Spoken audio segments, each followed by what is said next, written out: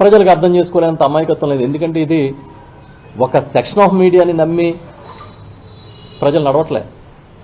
ఇవాళ social media అనేది చాలా బలమైన మీడియా, ప్రతి విషయం తెలుస్తుంది. వాళ్ళు ఏ దేశం వెళ్ళినా మన తెలుగు వాళ్ళు ఉన్నారు, ఎక్కడికి వెళ్ళినా కూడా పిలిస్తే పలికే తెలుగు వాళ్ళు ఉన్నారు. ఏ విమానం ఎక్కారో, ఏ ప్రైవేటు వెహికల్లో ఎక్కడికి వెళ్ళారు అనేది తెలుస్తూనే ఉంటుంది కదా, తెలియకుండా ఎలా ఉంటుంది? అంత రహస్యంగా మీ పర్యటన ఉంచాల్సిన అవసరం ఏమొచ్చింది?